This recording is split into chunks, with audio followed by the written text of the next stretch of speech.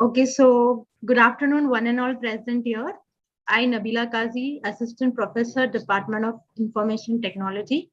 So we are going to start with our last session for the day.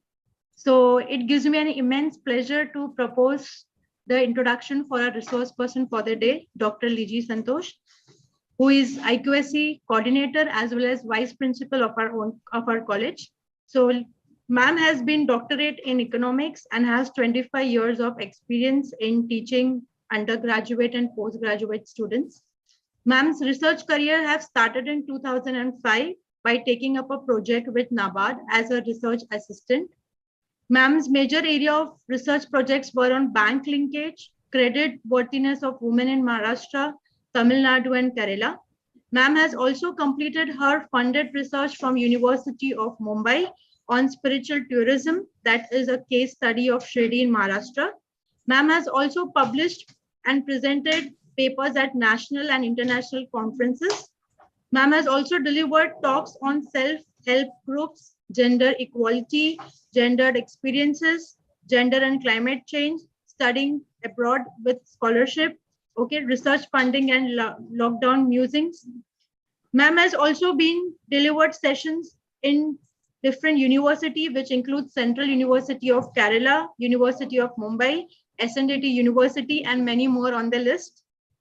Ma'am has also chaired several sessions of symposiums and conferences across India. Ma'am has been a member of Syllabus Revision Committee at University of Mumbai, as well as ad hoc BOS member at NM College of Economics and Commerce. Ma'am has also been associated with NGOs like Economics Club of Mumbai and WACA, that is Women Against Cyber Abuse Foundation, and also an active member of Indian Economics Association's IEA. Currently, she is head Department of Economics and vice principal and IQSC coordinator of our college. I welcome you, ma'am, for the session for the day. It gives me immense pleasure. Over to you. You can start with the technical session. Very good afternoon to one and all present here. I'm extremely thankful to our principal, Dr. Sridhar Shetty, for selecting this topic for me, because it was his idea that I can do well in this concept called as observation. Probably maybe because the research areas which I have covered throughout my career was related to observation and case study, and also related to field work. So I don't believe in passing through Google form and getting the data done. So this my introduction itself, she has already told that. But apart from that, I would like to connect with the previous sessions, which was done by Dr. Sudhakaran and Dr. Ramesh, and the morning sessions by Gupta sir and also by Kripa ma'am, because it's actually a complementary to their sessions, nothing else to add on, because this session is all about observation and case studies. So how observational research is so important in conducting the research. So I'll share my PPT.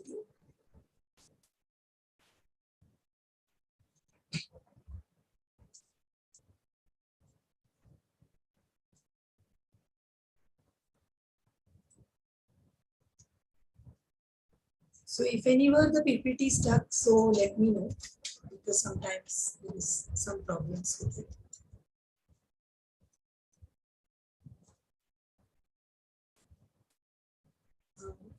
Can you see the first slide of this pic, Nabila?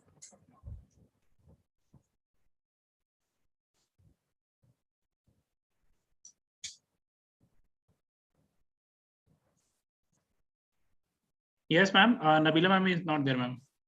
Okay. So this picture speaks volumes about an observation. So I want to ask the participants and to get engage them and for a warm-up session. So this is actually a warm-up session. Please let me know what all things you can see or you can observe in this pic.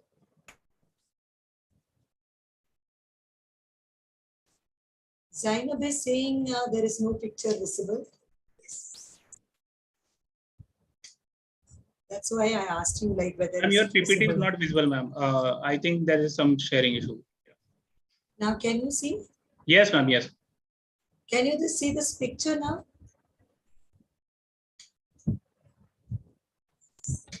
So, Rashmi, yeah, many people have answered.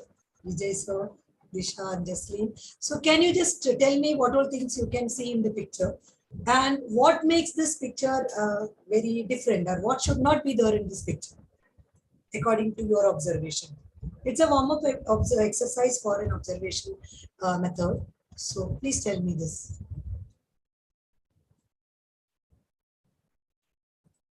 Please use your chat box and start writing what is wrong with this picture. That's it. Is everything all right here? Or something wrong here? Okay, Jyoti. Man is hiding face. Then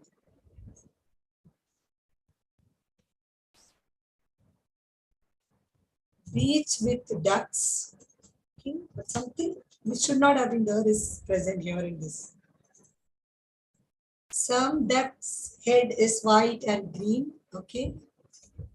Then anything else? Ducks are scattered. Some ducks are towards the man and some are afraid. Some birds. Then Viveka, man is feeding the ducks away from food. What else? What else? Come on.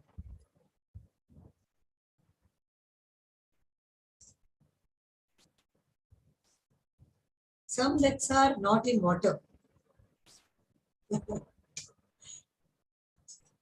Okay, so I just want to observe your observation. How good your observation is. I said something which should not happen according to the nature's law is happening over here. So, but nobody is watching it.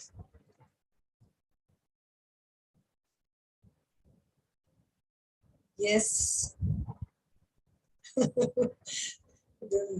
I mean, nobody said that it is a sea. It is your perception. No one said. I didn't say anything. I didn't say anything. You are just observing it, and you say that it's a sea, and you are saying it's ducks. You are saying there is a man. Uh, yes. So beautiful. I mean, you all are really doing yourself well to conduct this exercise because it's a post-lunch session and you need to get really warm up. Otherwise, if you listen to my stories about observation, so you will really get bored. So it is very important to use your brain when it comes to research and especially observation. So observation, as far as it's concerned, nobody could find out or your observation, or else you're not observing it. Many people have observed whatever you can see, but I said something is wrong in this picture and that something you are not coming up. So what I'll do is I'll try to change to the next slide and now tell me what is wrong in this picture. Other one can answer, I'll give you. Is everything okay with this picture? Or is something wrong in this picture?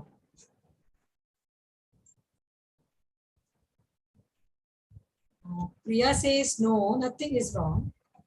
Amitabh is saying there is a lock channel. Door is not closed. Okay. Something wrong. Absolutely right, Sahana. This is right. There is no keyhole. So how will you open the door? So everybody is actually following what is right in this pic. So let me just go back and ask you again. If you said there was no keyhole in that pic, then what is wrong here? There is something like that. Something wrong is here in this pic. But yes, it is more tricky.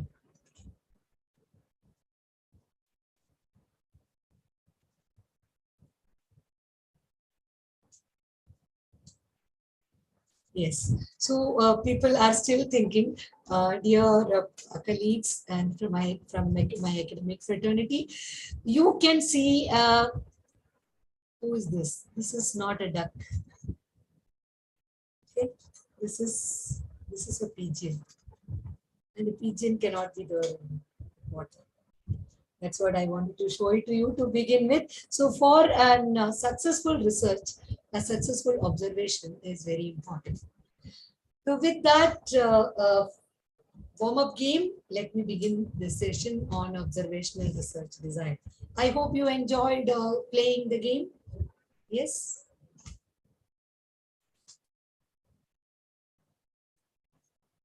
Yes, no is very important. Otherwise, it's going to be very boring. So observation is very, very important. And what is observational research design? And to be very frank with all of you, this is some quotations which you always use. Observation is as a systematic description of events. It's about behavior and artifacts in the social settings of chosen for study. So basically, observation in social sciences is very, very important. And it's one of the most important research thirds. So, and it's also one of the most diverse. As I have shown you the first pic, where you can see the diversity. Somebody said that there are so many ducks over there. Someone said colorful ducks are there. Someone said man is actually covering the face. Someone said it's a sea. Someone said it's a pond. And that's the diversity, and that's the beauty of observational research design. So observation is basically learning through observing, and not just observing, but documenting. And if you are successful in observing and documenting, then you can say you are a successful observer, and the successful observer will be a successful researcher. So in our journey in research, it's very essential to have observation methods to be used. So as the title of this session says, that it's about observation as well as about case study. So observation and case study, actually case study is a part of observation. So the broad framework is always observation. How to, just an observation, we all observe every day so many things. Like you observe the people around you. You may be observing the behavior of the people. You may be observing the noises coming up around you.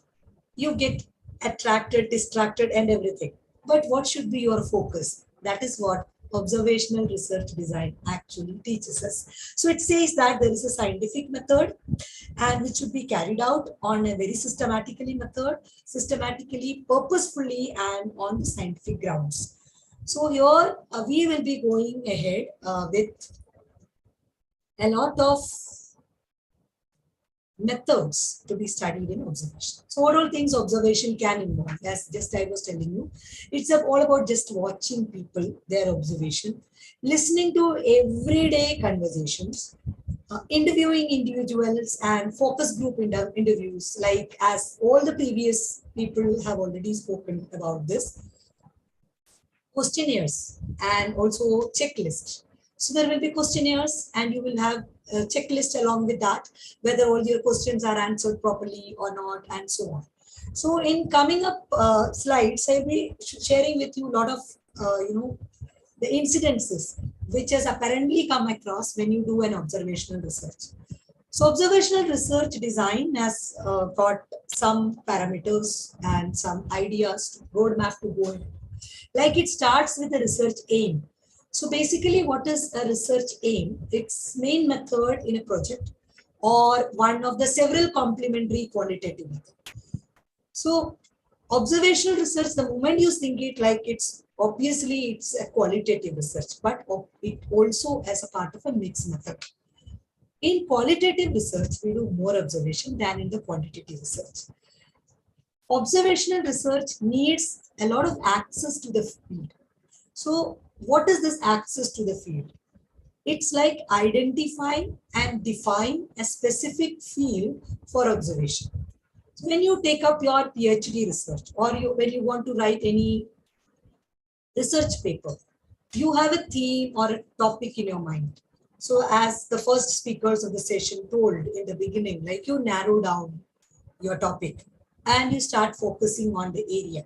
So when you select an area, for example, your study says like it's a study of this particular area, or a study of this organization, or is working, so a study of burning issues amongst teachers. So all these things are actually taking you to a field. So you should not forget the field. And to access to the field, you need that identification and focus, narrow down and find out what kind of access you needed for the field. Then comes sampling. Yesterday, we have done an elaborative session on sampling. Later on, how to determine the sample size. So on sampling, what, who, where, and when, let's do it in detail about what type of sampling it's all about. So in sampling, what we generally do is, it's about the initial research problem we have to choose in this particular sample. So this is again, it's, you can say, like Patty Sortin, an American researcher who has sent the students with an assignment to investigate on communication process. So by observing that research process, these kind of like general pointers have been noted down. Like the first pointer here is on management of time and space. So how time is organized when you get into the sampling area of observation. So time or organization is very important. And for example, the space, such as if it is about city planning or it is about a building's architecture. So this is the space wherein you are going to conduct your survey, or you have to observe the things which is happening in a city architecture. Like, you go and then sit over there, observe the people, how much time it takes for a man to build one particular app, and so on. So within how much time it's. So all these things are very important in the beginning when it comes to the sampling pattern of observation. Then the objects. Now, what do you mean this objects? Objects means the physical objects present in the field, like tools, the machines, furniture, food, what kind of physical food, it's decoration, sign, images. So when you get into a place like the one I've shown in the beginning about the lock and there is no keyhole. So if there is something else is there, so you will be telling that, okay, this is also there and this is not there. So all the objects you should observe. It's very important to observe the objects nearby. Now, who all are the social actors? That is the people who look like and the one behave in given space and time. Like, what is the status of different people? When you go there, you categorize the people. Like the people who, if you get into a village, then you categorize the people into the people who live in, you can say 300 square feet small huts, and then to 5,000 square feet mansions. So the social actors, you categorize into them. Then what kind of interaction you do? Like, for example, what do people do and how, and what kind of non-verbal and verbal behavior you observe. So these kind of interactions we do with the people, whether they use the technical language, or when you get into an IT firm, for example, people prefer to have technical language. So we all learned during COVID, like 19, the word called as mute and unmute. Right. So this is something like a technical language where we use. Otherwise, what kind of language we used to use? Like we used to say switch it on or switch it off. I mean, general. Or else are you going to use any kind of colloquial terms, like the terms which the natives or the local people use? It's called as colloquial language. So if whenever you get into the field, especially in observation, it is always better to use the native language. And if you know the colloquial language, it's fantastic. Then you will be very successful in interacting with such kind of people. Then about the routines and the rituals and the episodes, like what are the routine course, like it's involved in that. So what more rare or unusual or unexpected ones to be using, like what kind of ritual behaviors people are doing. Basically, if you see maximum observation, or when it comes to participant observation kind of a thing, where you immerse into the culture, like ethnographic studies, where you study about culture, religion, beliefs. So that kind of things, even you go ahead with all their routines, you observe a person from morning to evening. You are being, like that person is your research target. Like say one very popular industrialist, like Birla, Kumar Mangalam Birla. And you are asked to observe him. After accessing the field and getting into interaction, you are getting a permission to observe him. So what all things you will observe? You will observe the routines and the rituals of doing, like normal food, eating, everything. And also what all things you observe, it's all been a part of this sampling issues. It is what, who, where, and when. So it comes in. So, but whenever you do observation of this kind, as I told you about this industrialist, there is always a tendency to get distracted from the purpose. That is your focus of your research methods. So whenever we do research, there is a research problem chosen in the beginning, isn't it? This kind of, as in the previous slide said, like it's all will lead to a dilemma. And a dilemma of a huge concern. So you can say a lot of uh, complexity and a lot of things like it will be coming into your mind. For example, you are observing in the industrialist, you are supposed to observe him only, but nearby, whatever is happening, that also you will observe. Natural it is, because you feel like, okay, let me observe this to that too. Then you are not getting focus. So observer has to choose only one situation, depends on the research problem chosen. So now what were, when and how to observe. So that part of sampling depends upon the time, people, and the context. Here, it's very important in your research chapters, if when you write, like the time, select the observation period. It's very, very important. Everyone's time is precious, even yours too. So therefore, you need to select the observation period in such a way that in that period you take the appointment, you go to the village, or you get into the factory, or you get into the office. But that observation period, whatever you selected for, say for example, first day of this month to the last day of this month is your observation period. Right. And you need to know like who you are going to observe, which type of people. In an office, other one more thing about time. When you have an observation period also, like I know people who have kept their observation period during this COVID time, prior to COVID, and they've decided like they will be keeping it from April 1st, 2020 to April 30, 2020. But the things went all, ups and downs. So time will have all these issues. When demonetization happened, the economy was going, like down. So this is all a part of that particular select observation period, and you have to choose the problem in such a manner which will actually cater to the time which you have chosen. So very important thing is time. And along with time, people's attitude changes, people's behavior changes, human relationships change. So time is very, very essential. Then it comes like about people. I told you like there is a diversity in the community whenever you so we should be able to observe. And when you prepare your questionnaire itself, you prepare it as per the different age groups, isn't it? Gender, then the position, sometimes even the income matters. So according to that, that actually talks about the diversity of the community. So that way you can actually look into this part of sampling.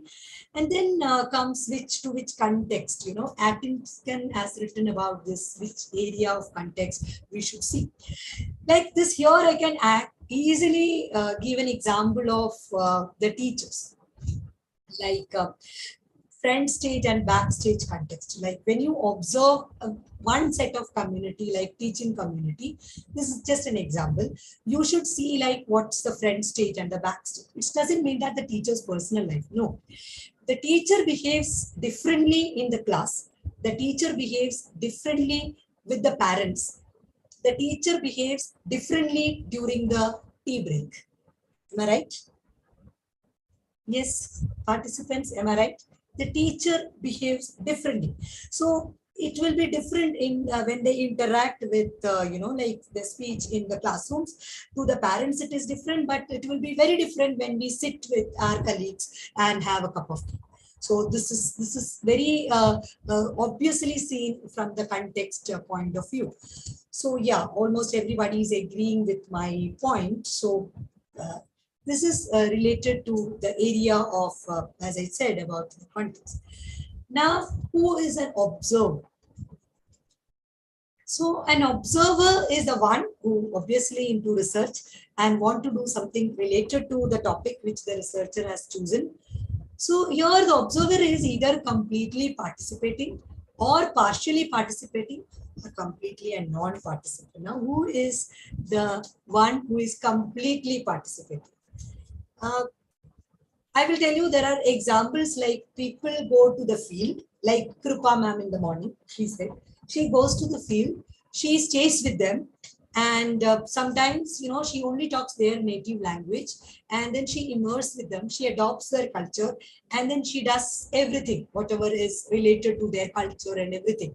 So this is like completely immersing into the culture, and then you are participating over there, and it's actually very, very interesting area of uh, like getting into somebody. But this happens mostly in the, as I said in the beginning, ethnographic studies. That's about the religion, the beliefs and values. So all these areas, this complete participation in the research happens. And I have seen teachers who does this kind of research. Even it happens in management studies. So whoever does in this kind of research, what they do is, normally we get this research break during the career. So at that time, they get into this kind of work and then complete their work. Because this kind of participation and doing research gives a lot of excellent results. Because finally, what research is seeking is for, a good result. So this kind of research actually gives a lot of good research. But, you can say they always get into problems. Say, for example, is it really in case of any political, fundas they get into, so they automatically land up in trouble. Next part is very safer side. You can say partially participating. Now, who is this partially participating person? I'll say, like, they takes parts in the interaction, okay, but not in the type of the activity. Like, as I said in the beginning, completely participating, they will even work with them, and they will see to it that they are working in the field. Like I've seen in the villages, the women who sing the folklore and do the cultivation. I mean, if somebody is from the village side, they may be knowing that. Like when they sing the folklore, the area of, the stories of the kings and the kingsmen and the queen, and, the story keeps on happening. And along with that, what the researcher who does the research on folklore studies, like again, it's an ethnographic type of studies, and from the literature people, they do join them with the work. They do sing the song along with them. So this kind of thing is not happening in the partially participating. What they do is, they will sit with them, they will interact with them, they will ask questions. In case of medical sciences, like they may be asking about the patient care, but they are not doctors, right? So that kind of ideal to learn, it's ideal to learn the norms of an organizational study, and also the values and the rules of the behavior, how the rules of the behavior is actually affecting the participation in the work and so on. So this all things are actually matters. Another people are called as the non-participant people. Now, who are they? Observers are of three categories. One, completely participating. Two, partially participating. Three, non-participant. So here the non-participants are the observers. They are actually the one who is without any involvement. What they do, they don't involve into any human interaction in the field. They don't interact with anybody. So what they do, the role may, you can say, may not seem to be a very full understanding to the social reality. But as I mentioned earlier, researcher adjusts the role according to that. So the non-participant observer actually got a lot of strong advantages. Like they will look into that, like a rally is happening, a concert is happening, shopping centers, airports. So if you want to learn about the travelers, in an airport, passing at the international airport, you can be one of, you can take access to the field from the airport authorities, get into the airport, observe the people of various, color, region. You can start coding about the number of people you visited. So you are not interacting with anyone, but you are still observing, but you are a researcher. So this is like basically the three participants. So the observer, I mean, if you are a researcher, you can take choose of any of the three forms, positions in the field you work. You need not be that you have to interact. Like that is why it is said that you actually get into a form of a neutral form. like the attitude towards observed behavior of groups in the organization. It's like, it's perceived. So you can find out your ideological neutrality. That's what the people written down, they observe from their studies. They have come out with that. I have seen more literature about observational research and studies only in the 21st century than in the 20th century. But the research was happening even in the 20th century. But to find out like how it can be a neutral ideologically pinning kind of research, that happens only, like in this way. So it is said that the researchers are thinking and feeling as human beings, and they are engaging in relationship with others, nurturing more or less crystallized areas, and then they are political religious view, because everybody has got different views about the people. So now the other part of observation, and the most important part, is about notes taking. It's the most crucial role when you get into observation.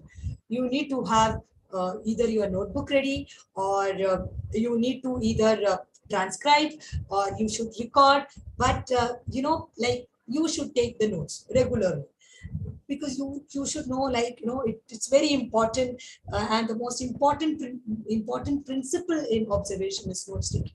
So without notes regular having and noting down the minute details, like something falls down, so how it is falling down, at what width and what level. So minute detail, but it matters.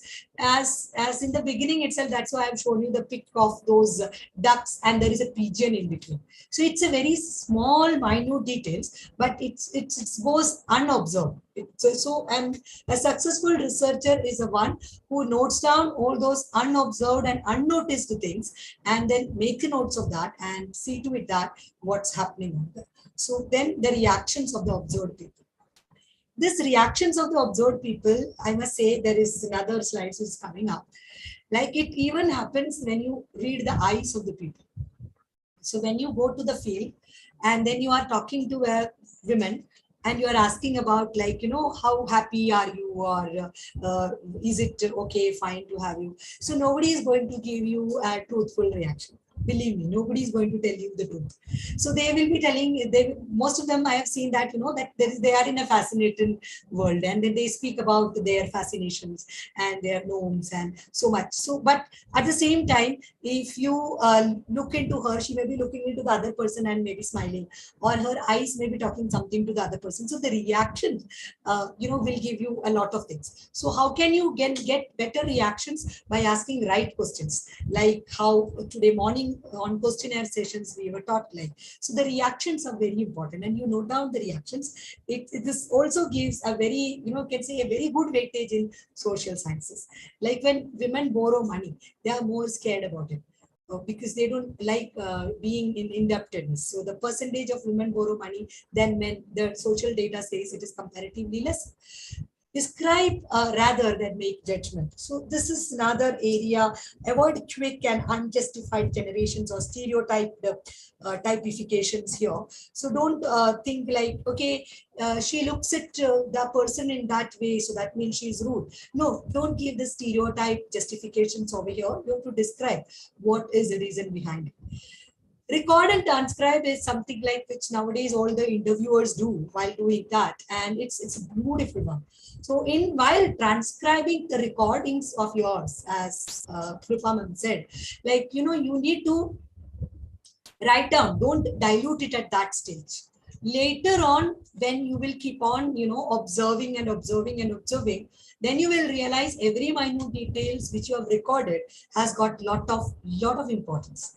So therefore, record and transcribe the speech, very important, and it's a very important part of notes taking. And in case if somebody asks me, like, why don't you, like, record it, you can say video recording kind of thing. I have seen in the field, like especially in the agriculture field, generally people don't like recording. They are shying away from that. So you need to take permission from the people, because it's a part of ethical research. You need to do that, and your notes should address your research topic.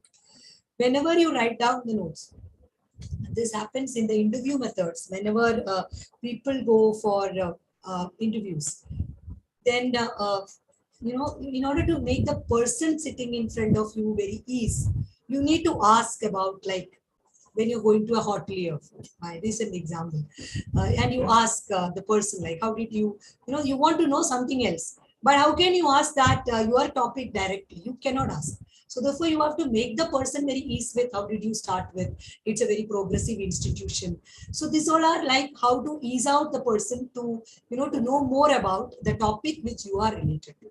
So therefore, when you take down the notes, you need not write down about the history of that organization, wherein you can write down the organizational setup instead if it is there in your topic. So therefore, the note should address to your research topic.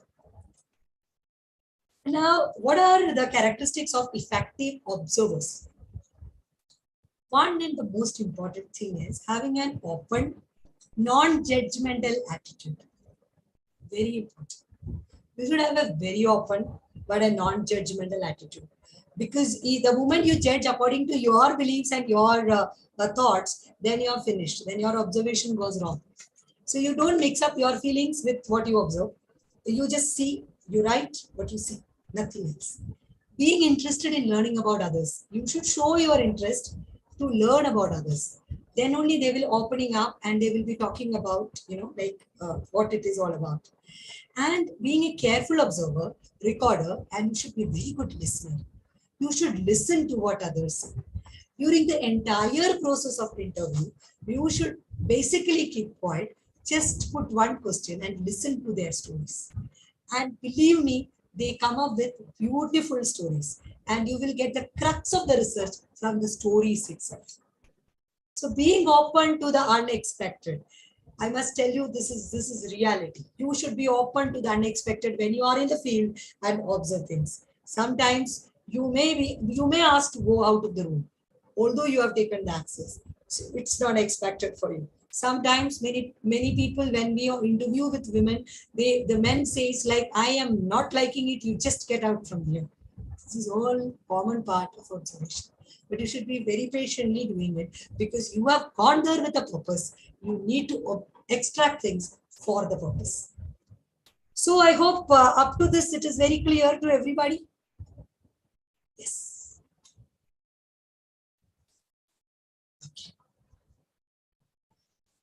Okay, so I'll move ahead with the observation techniques. So, I mean, I'm sure like, most of us must have never thought like this kind of things which we do every day. We have never thought that we have to do it scientifically, and it has got so much to learn. Yes, it has got so much to learn. So let me come up with observation techniques. Now, what are the different types of observation techniques actually prevailing here? So there are two types generally, direct observation and indirect observation. Direct observation is when the observer is looking at the events happening in front of his or her eyes at the moment of them occurring. Simple. You just were observing a rally led by a very popular political leader, and you observe like some of them are hired and some of them are, participating in from the core of their heart. Direct observation. Indirect observation is like you are watching the same thing but in a television. So it becomes an indirect observation. I hope that example makes it very clear, right? Now, let's learn it in detail.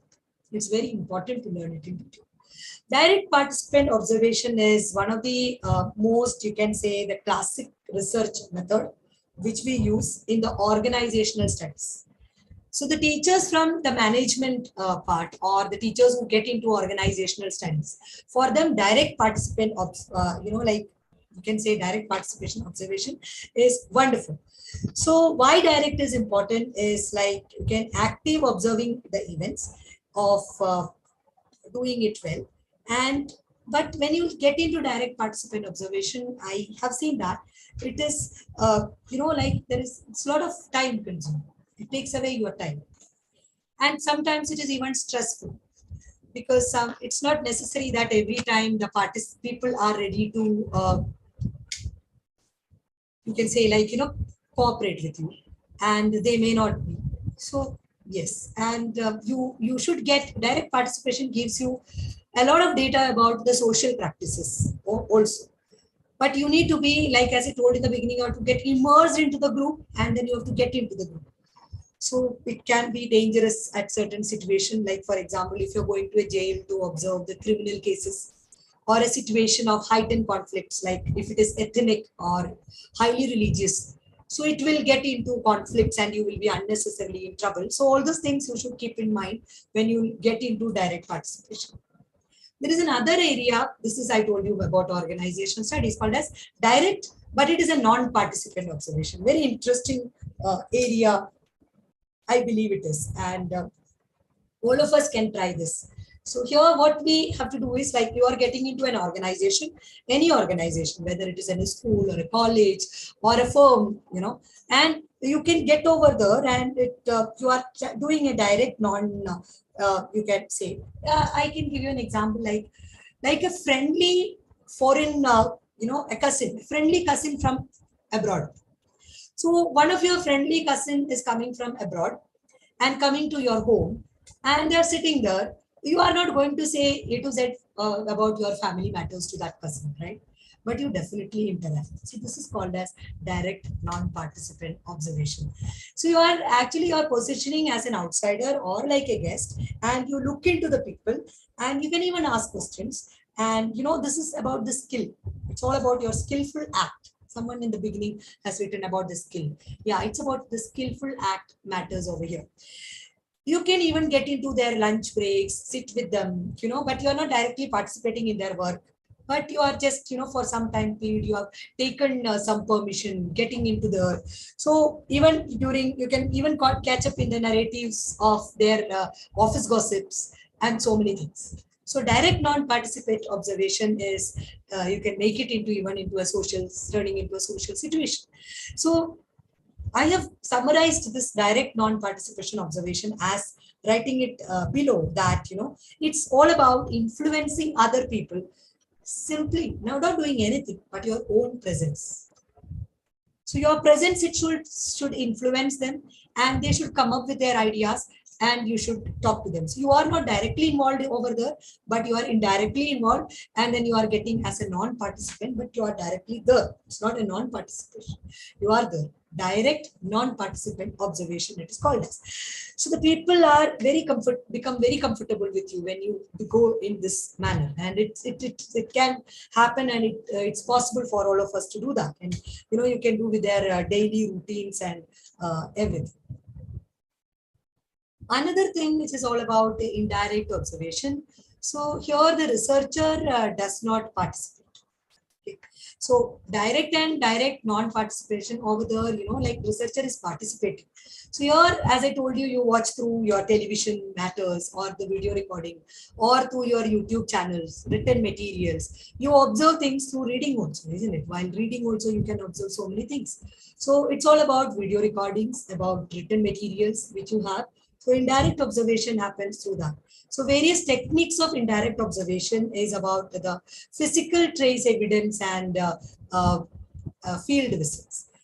So here I will tell you a very small case which happened in 1973, and the researchers were from University of Arizona.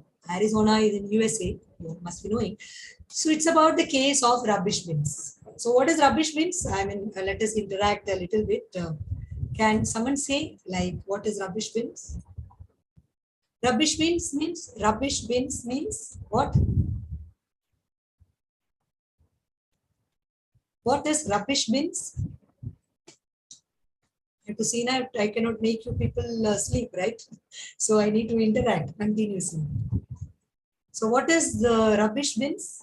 Anybody has got any answer for rubbish bins?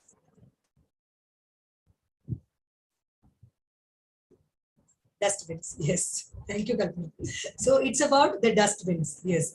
So dustbins, this is about the study of dustbins. So over there, a set of researchers were doing research and reading about an issue which happened in America at that time.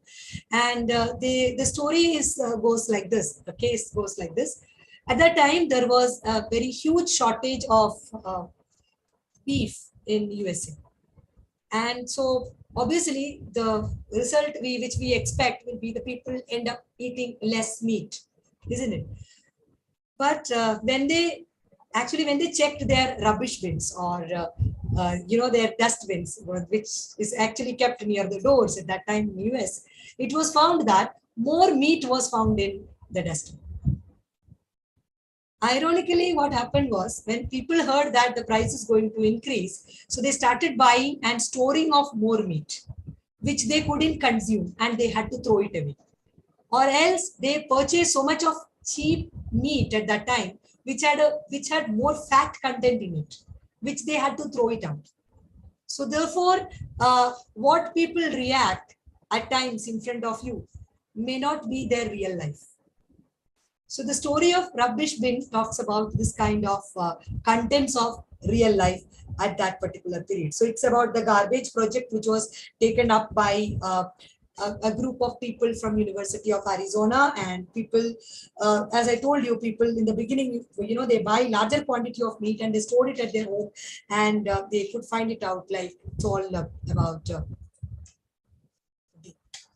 Now, the next area is called as indirect observation. Indirect observation comes up through audio and video recordings. Even the video recordings of the CCTV cameras are being observed. Now, here, there are a lot of ethical concerns. Some people don't even real know. So the audio and video recordings is all about, it has got a lot of ethical concerns related to that. Auto observation is always better in such cases, and then you have to do the documentation analysis. Like generally in indirect observation, this documentation analysis happens in the archival studies, like when you study about history and related to the, all those areas, this kind of things happen.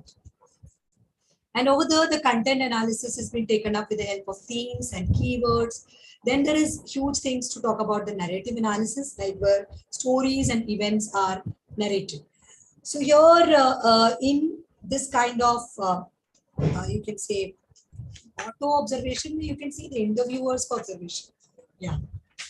Somebody asked me directly. Okay, that's what I'm saying. What is auto observation? So I'll tell you, this is very, very interesting area when you talk about this. But when it comes to narrative analysis, must say that the stories and events which we get narrated in the interview methods, it's really very interesting, and you get more than what you require. That's what I told when you record also. While transcribing, don't dilute the value of that. So and then you do the document analysis by dividing it into narration as well as content.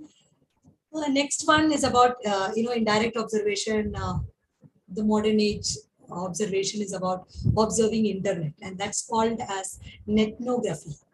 Okay, it's like nothing but you are observing internet, and through internet, whatever data you can collect and observe and analyze and do as the 21st century researcher, like who want to save a lot of time, not observing and going to the field, but still I say field visit matters more. So there is some new directions for observational research.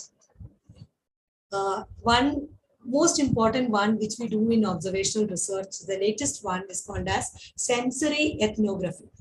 One example I can tell you is about the eye tracking technology. It's very popular.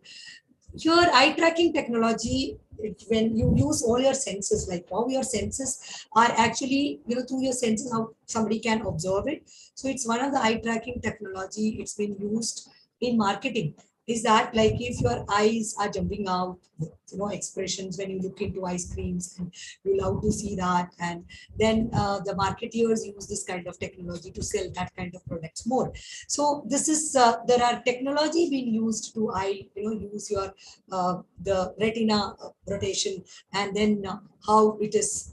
Like how can you do research? There's a huge study is being done on eye tracking technology. It's a modern research mission.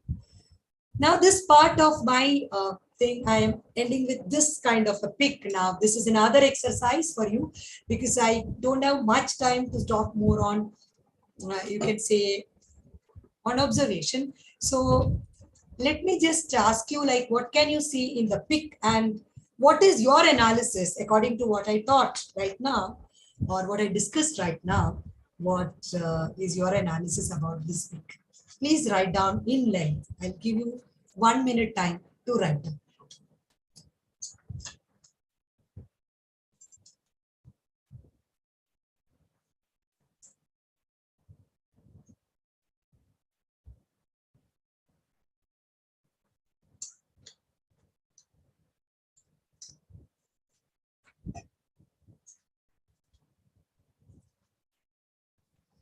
All are with their mobiles and everyone is taking pic.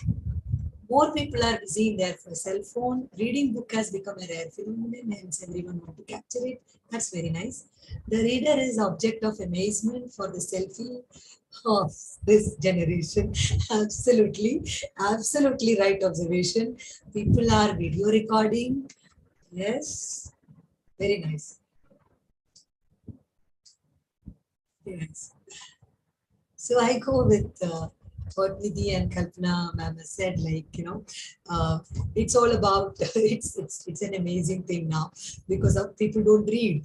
And you can see that they all are passengers and only one person is reading. So he becomes a rare, a rare personality. You can say an antique piece amongst all the population.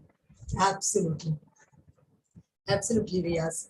So this is, it's an amazing and extraordinary things. So I hope like after the session you are really Anu Prasad. Yeah, people are not watching TV. Yes, the reader has become very exceptional. So yes, there is some good observations. Yes, I got it. So I'm little satisfied. Like yes, people were listening to me. So therefore, with that, I move on to the next area called as case study research. Most of us take case study as a part of our research. It's very important to have a case, a supporting case, to to move on along with the research, and it's very important. So, what is a case study research approach? Means that it is used to generate an in-depth, multifaceted understanding of a complex issue in its real life context. I'll read again. A case study is a research approach that is used to generate an in-depth, multifaceted understanding of a complex issue in its real life context. So studying about examining the phenomena within its context. That's how I summarized it, is called as case study. Somebody.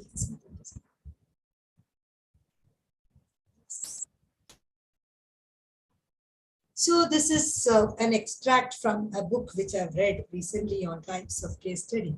Case studies are actually categorized into several types. So once one take up any case study as their research part, you should know which type of case study you have taken it up. Whether you have taken up an individual case study, whether you have taken up a set of individual case studies, or whether you have taken up a community case studies like a family, kinship in England kind of thing, or a social group case study like about outsiders, and a study of organizations and institutions working for Ford or for Ford and so many things.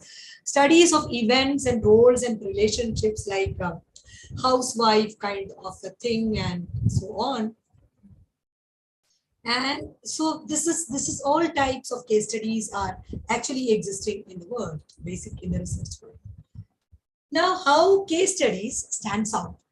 In all other observational methods, case study is one of the major methods which we use in observational method. So how case studies impact other methods? Like case study research is actually divided into three. One, it's very unique. It leads to different knowledge and it's more concrete. This is what this reference says.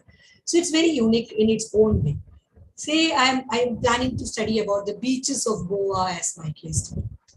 Or somebody is studying about the IT firms in Pune district and so on. So it's going to give you something very unique and as per your observation about the case, whether it is direct, indirect, non-participant in anything. And it gives you a different types of knowledge. So case study research is more concrete. It gives you a lot of evidence and lot of concrete evidence for your research. So One thing I want to tell you, like if anybody is here with psychology, because psychology is an area where we use more cases, more case study, experimented method in case study. So this kind of case study is exact opposite to the science laboratory experiment. You cannot say that, medical experience is going to happen over here. So there are basically 3 steps in case study research method. When if you are planning to take a case study as part of your research methodology, then step 1, make sure that the strategy fits your methodological choice. The strategy fits your methodological choice. Very important it is. If it doesn't fit, then your research is not going to give you the desired results. Case study works with any kind of research. You want to do some religious topics, or you want to do some, I told you about nature, or any type, it works out because everywhere cases are there. Step 2, while selecting the case again, you need to be very careful. Are you planning to take a case which is a single case?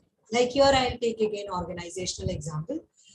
Whether it is single case study, like one company within an industry, or is it a multiple case study, like several companies within an industry. So this is all very important. So it is always a challenge to justify your choice of case. Step 3 is about selecting the depth. This matters a lot. Once you have chosen your case, depending upon the research methodology you are going to use, and then whether you have selected single or multiple, complementary to your cases, because there are certain cases, if you get into religious studies, or you get into history, or you get into organization, some people only say that they are talking about the FMMG product, so on. So this fast moving consumer goods. So that indicates like it is a case study of so many, companies within one industry. So that kind of, once it is chosen, then you have to select the topic in whether the depth, how much depth you want to go. So most of us contain this embedded case studies rather than holistic case study. Holistic case study is something like you are examining the cases as a whole. You are selecting a case and you are only examining the case and bringing out a theory out of that case, or you are developing a case out of, or theory or model out of the case which you have researched out. So that's called as holistic case study. So when you want to study a particular self-help group in Andhra Pradesh, this is just an example, promoted by Hindustan Lever Limited. Once this was, yes, Shakti group of, like people, they are actually promoted by Hindustan Lever in Andhra Pradesh. So what they do is they are, given an opportunity as micro entrepreneurs. So what these women do over there is they sell the surf sachet and the sun silk, the shampoo which Hindustan Lever actually sells out. They sell all these sachets in their neighborhood, and it gives them a livelihood. And they formed their self-help group named as Shakti. So based on this, how did this particular model came up to Hindustan Lever's mind? It is out of, you must have studied about the theory of bottom of the pyramid. From the bottom of the pyramid, it is actually talking about this kind of a complete holistic case study people have done. And then they have brought out many models of building on the self-confidence of women and boosting the morale of the women and whatnot. So this kind of models were built up in sociology and even in entrepreneurship studies and so on. So another method is so holistic case study is actually, you are getting into only one case and you are only studying that case. Embedded case studies are like, you are examining just some parts of the case, but you have your own theory and setup already, just to, complementing the theory of your research, you are taking up one case. So that's called as embedded case study. Very interesting it is if you will get into this, any one type of it. Both you can do whenever you get some funded research or any type of thing. When somebody is funding you, it's more fun to do more research, I must say that. Now here I'm going to teach you, telling you that we will discuss about the checklist with the 4 phases of case study. So there are certain phrases which may be not known to all of us. So this is related to some management studies. So this case, this is actually applicable for the management studies, I must say. So one of my colleague is doing intent research in management studies. So taking her own research as a parameter, I thought of developing this method. So one here, if somebody takes up the management studies as a research, you can definitely apply in your area too, like a foundation phase. So there are basically 4 phases. So the first checklist for this kind of case studies is starting with foundation phase. So what you do in this foundation phase, most important one is your theory, your reading matters a lot for developing any kind of case and immersing yourself into the case. So the selection of the philosophical paradigm, it's very important. What is that? It is about emerges from understanding of ontology, epistemology, and paradigm of choices. Let's learn what this terms talks about. What is ontology? Ontology is about the study of being, the being realist or relativist. Let me tell you very frankly, in social sciences, we don't go for realist. Realist happens only when it is studies related to nature. Like we know a little bird flies when the time comes to fly. We know that how, like the baby giraffe is running immediately. So these all things are about realist study. But when it is relativist, that is what we do, then your ontology as a foundation phase in your research becomes correct. Then it is about epistemology. This looks little different, but it's all something which we do. It emphasizes the nature and origin of knowing, the construction of knowledge. How the case is, like the organization is constructed over the period of time, the basic research. Philosophical paradigms here, subject. Philosophical paradigms here, like the basic set of beliefs that guides your actions. So when you go to any firm, so definitely the philosophical paradigms will keeps you, like with your set of beliefs, your readings, everything matters over here. Most important thing is that about the positivism. The researcher assumes that reality is objective and independently measurable by the researcher. Very important it is. The reality is objective and it can be independently measurable by you. Critical theory is a part of, again, foundation phase. Reality is historically established. Reality is historically established. Then about your interpretation. That is, you should be the interpreter of your own research. It allows the researcher to have multiple views for a research problem. This is all the way you have to set your foundation phase in the beginning itself. In the foundation phase, you need to go even for some inquiry techniques considerations. So what is this? This is about one's own philosophical stance, like whether it is quantitative or whether it is qualitative. Research logic considerations also need to be taken care over here in this phase. And there are 3 types over there. What are they? One is induction, second is deduction, and the third, the most researched one of this century, is abduction. So let's see what is it. Induction method basically talks about relativists start with subjective accounts of lived experiences on which the theory is built inductively. Simple. On the contrary, deduction is a research logic begins with theory, okay, and it is aimed at testing arguments. So it is just opposite to each other. So in the beginning, you are on which the theory is built, and the other one, already there is a theory, and then you are actually argumenting over the theories, constructive effects, and so on. I would like to quote David Ricardo, an classical economist, who said that, transport cost is not a very important one in doing any particular trade. But when you will think about any nation which is landlocked, say for example in India, Madhya Pradesh, or so which is a landlocked state. So wherein they need to have, if you want to get it from any other nations which comes through the port, road transport and the transport cost is immense. So the theory is questioned over there. So it is like a deductive logic consideration. which we need to do. And a lot of such kind of deductive construction is required. Like it's always said or always assumed that people are rational in their behavior. Rather, they are irrational. So deductive arguments are very important for a successful research. Then this is the new generation idea called as abduction. And lot of research is going on this abductive generation. Abduction generates ideas and tentative theories that serves as a hypothetical concepts. So your hypothesis is being tested with the help of the theories and with induction and deduction methods. So it's a complete mixed ideas. So this is how my readings on this. What is abduction? It's systematic combining of both deduction and induction. So this is how it has been done. So you can read it out as every time the people ask about PPTs, I'll definitely share it with you.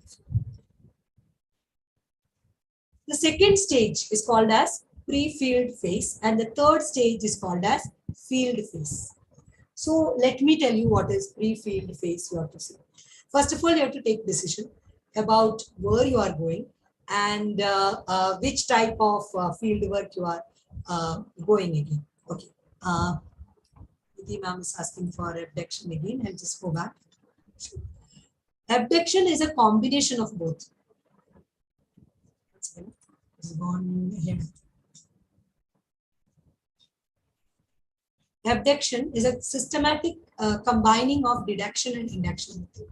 So here the aim is to understand the social phenomena in terms of the motives and understanding of the people, not like to test the theories, or to verify the theory like induction theories. So this is something very, very different, and it is actually the researcher stance in abduction model is you are actually inquiring yourself from inside. And the researcher accounts like the respondent view is explained by the researcher matters more in the abduction than in deduction and induction. That is why it is said as a new method in case study. So as I was talking about pre-field phase, so it's all about decide, and you have to follow a case study protocols. Case study differs from area to area. Like I've seen one of my colleagues is doing a case study on small scale industries in Karnataka. And one of my colleagues is doing in some other area. And we were doing in, like case study research is like, it's very vast. So you need to follow the case study protocols. If you want to go to a village and want to get data from or talk to a panchayat people or officials, you need to follow the protocols. Case study protocols is very important and ethically correct in any research. In the field phase, when you go to the field now directly, contact and interact, you need to actually develop a lot of network. This is from my own experience, I must say. The network is net worth. Network is net worth. The more network you have, you really have a lot of worth in this century. And you need to have more contact so that you can interact with more people. Because the better your data and the better the interaction, that only will give you a perfect research outcome. Because as many people say that, although Google Forms are not bad, they gives you a lot of ideas, but at the same time, the people who respond the forms, if they are not there in your hands, they are, you cannot choose them because it is actually circulated in so many groups. So which group it goes, you don't know. But wherein if you select a particular city and you select a particular village and then you directly goes to any particular area, and then you can do that. So obviously it is something very different. So yeah, this is some materials which I actually wanted to give it to all of you, like about the research, and it is done by Rashid and several others. And on this, they have actually discussed about the empirical discussion pointers and the sources of evidence and focus which any participant interviews and meeting observers and what type of project reports they are expecting, and everything is given in detail of them. Final phase is called as reporting phase. So here in reporting phase, you need to describe the case. Obviously, you have enough information from these three stages. Then you have to describe from as, oral testimony of a participant, for which if in case in your viva voce, or somewhere if somebody objects, you should have the recordings as your proof. Whether it is your even voice recorders or other recordings. So oral, you can write that the testimony of this village panchayat leader. So that way you can even describe your interviews in this way. And this testimonies has got a lot of values in your research. So, and you can even give the relationship descriptions in that, details of all the field protocols you followed. Accordingly, you have to write this case study research which you have done. Empirical material interpretation and the analysis which you have obtained throughout your research.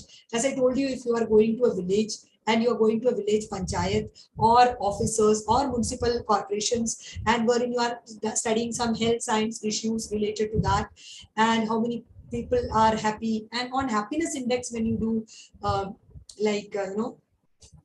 recent research which I've studied related recently is about on happiness index. So on happiness, how happy the tribal people are.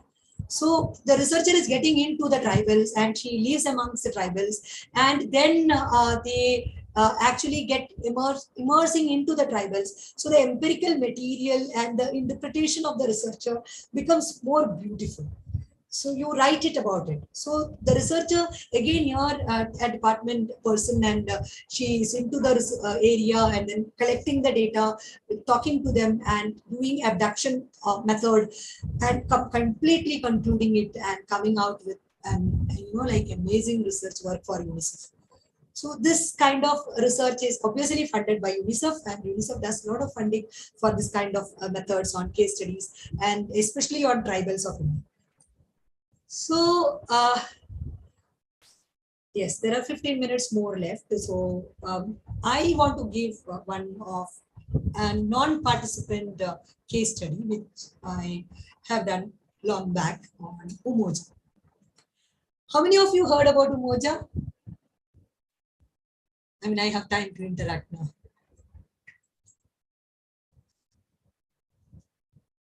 Nuzat, tomorrow's session, I will tell you the difference between both. So, how many of you heard about this state called as Umoja? Umoja? Not heard. Okay, Rashmi, then I am very happy to tell you about Umoja, because it's a very fascinating village in Kenya, and after many women, this it's Rebecca Lolosoli is a founder of this village. It's called as a village without men. There are no men allowed inside, only women. So many, it's a women's movement in Kenya, and Rebecca is from Sambaru, you can say Samburu caste. And then it's over there, after marriage, the woman is believed to be a material of man. So the women are beaten up, and they don't have any voice to raise against. It is believed that she is supposed to bear all the beatings and everything, abusing and everything. So she was the one who came out and with an idea of creating a village for women. And then she has recovered some of the beaten up women who wanted to speak out. Eventually, 15 women came out to find out this original village in the year 1990. So I want to leave with you all with this video on YouTube. It's just for 5 minutes. I hope you have the patience to see this video. Are you all ready to see the video? Yes, people?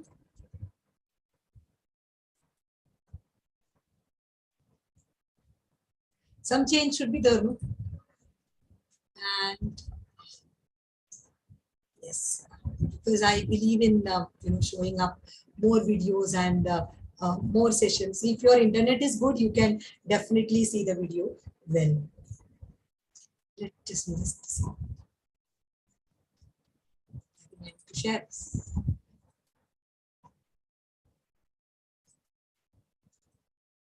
Share with some. So I hope all of us can see the video now. Can you see the video? Disha, can you see? Yes, Yes, ma'am. So we made it to Umoja. This is a women's town, one of the only ones here in Kenya, started by women of the Samburu tribe. So they established this town almost 30 years ago after experiencing abuse and being fed up with a lifestyle that they disagreed with. The village changed to be the shelter of the women, where women ran during their problem. Violent, early pregnancy, early marriages, they all ran here. A girl in Samburu community has no right. We started Umoja in 1990. We have been having women dying, children dying. These women also have been kicked out of their home and they are jobless, and their parents, their relatives, they don't want you back. I told the government that we need help, but there was nothing has been done. And then after, the women decided to come to me and ask me, what do you think we can do? Help us if you know. And I said, because now the government is not replying, can we start coming together as women? Then we can see what we can do for ourselves. Can we try and make our jewelry? When the tourists see, they stop and they want to buy. Okay. So people started selling just on the way.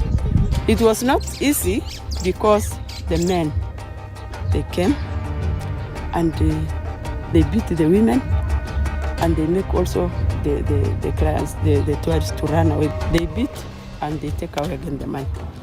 So it was a big problem. So we decided, okay, what can we do? Because if they are coming and rape you when you are alone, and they come and beat you, we better come again and we make our village, so that if somebody come, then we can protect each other. And we say, oh, okay, that's also a good idea. Then we said, now where can we put the village?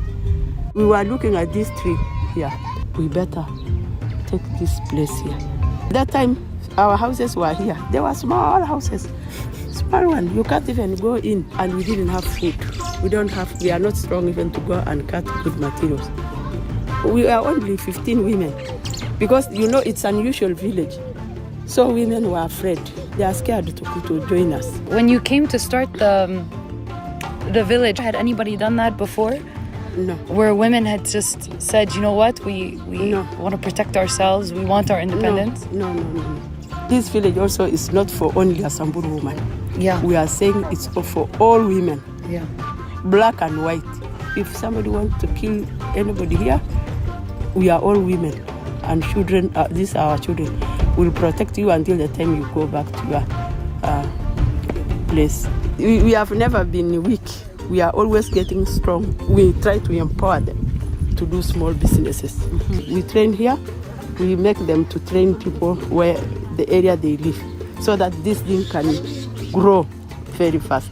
Before even we don't have money, but nowadays when we get our money from our jewelry or for entry, we use it for our school, for our children, for our women. And this is giving a lot of empowerment to women, even like outside of Samburu culture, you know, even for us, when we hear about it. Women in the Middle East, they struggle with the same fights for the same rights that you guys fight for. So when did you learn to speak English? Just from that time, the way I'm taking people around. After I have started going to attend many conferences of women's rights.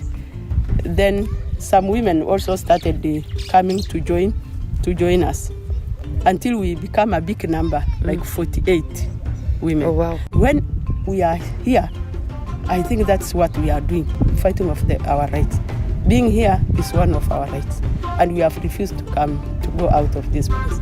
That's our school there. See? This academy? Yeah. So we are saying education for all, girls and boys, because if we don't educate also the boys, then we can't win our rights. So let us educate both of them so that they can understand the rights of the women.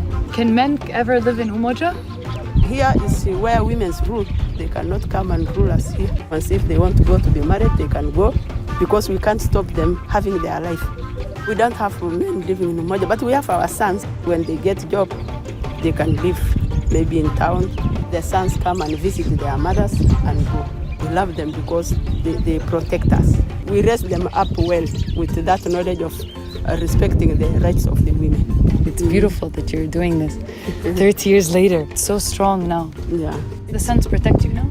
they do. But they live with your values. Yes. Okay. Yeah. We don't have good fence, but still we feel safe.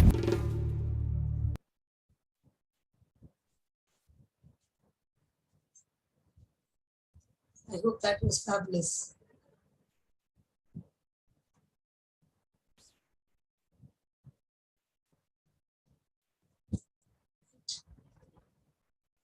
So this is a true example of doing a case study, being a non-participant and recording the things and observing and analyzing and measuring empowerment index. So empowerment index is something related to what we do in economics. But apart from that, everyone does that. Something which has actually gained the Nobel Prize, wherein Amartya Sen won the Nobel Prize through the empowerment index. So I must say that I hope I am done with my session, and I hope like you have a lot of takeaways. And Ahmed Samir, we will be definitely floating you the attendance link. Do not worry about that. Because I want to finish it before time and I don't want to take away your time. We will definitely give you. I hope like I don't think any question should be here because it is observation all about how well you observe. So I have been observing you all throughout the sessions, like what you generally do. So I know, yes, the video is no doubt. It's something like which should encourage and motivate all of us. If this set of women can do so much miracles, and I'm sure all of us can do well. And cases are beautiful part of research. So hopefully you will do research, and research is the most fascinating thing in academics. Thank you so much. Thanks a lot, ma'am. So I think there was one question, and I think you already stated that you will be answering it in tomorrow's session. So it was about differentiating between case study and survey method. Yeah. Okay. So apart from that, if participants is any questions are there, any? Okay, so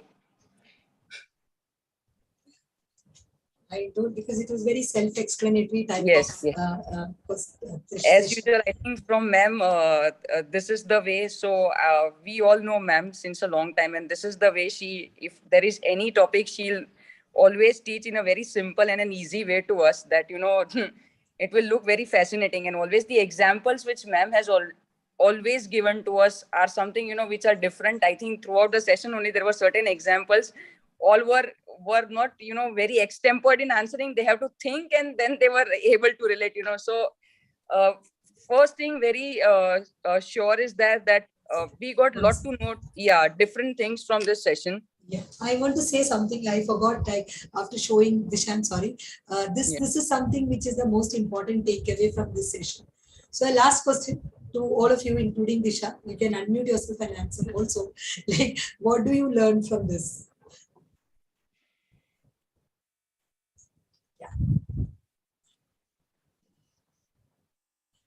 Okay, so I mean, What do you learn from this? Let everybody open to their. Yes. Small steps. Yes, Rashmi, this time you answered it right.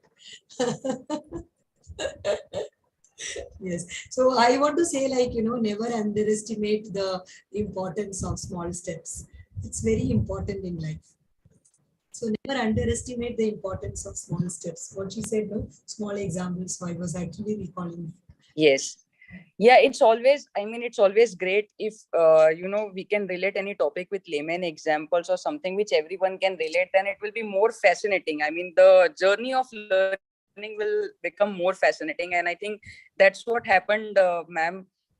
Definitely with your slides, the way you present, your slides are definitely amazing. I mean, the GUI in technical terms, if I say, the GUI of your slide is always, and to everyone, I just wanted to say, whenever ma'am presents something, it be anything, once we go and we ask how you made this presentation, that will be always our question.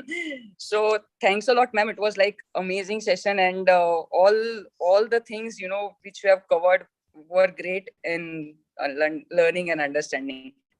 Good afternoon to all the participants. So myself, Assistant Professor Disha, member of IQAC, considers a privilege to propose the vote of thanks. Yeah, you are always correct, Rajvinder ma'am. She's always smiling. True. I express my sincere gratitude to the resource person, Dr. Liji Santosh, for this wonderful session on observation and case study. Ma'am, the session was very enriching, resourceful, self-explanatory, and many times I felt the examples throughout the session that you have taken were really amazing, starting from the first picture itself. So, throughout, I mean, yes, definitely at this time, you have kept all of us very engaging. Sincere thanks to our benevolent management for providing us with necessary approvals and support at the time. I'm thankful to our principal, sir, Dr. Sridhara Shetty, sir, for leading us from the front and being a guiding force in all our endeavors. This RM workshop would definitely not have been possible without the guidance of our vice principals. So thank you, Liji ma'am, and who is also our IQAC coordinator. And thank you, Sandesha sir, Vice Principal Sandesha sir. A big thank you to all the organizing team who has worked tirelessly for bringing this 10-day ICSSR sponsored RM workshop possible. Our sincere thanks to the technical team who are continuously working behind the show to make all this event possible. Thank you to all the coordinators, teachers, non-teaching staff of our college. And last but not the least, thank you all the participants. It's because you are there, the session is possible. And so there are many more sessions lined up ahead. Okay, so be like this, be lively into the sessions, enjoy the sessions. Have lots of takeaway from the sessions. Thank you, thank you, thank you all. Thank you. Feedback.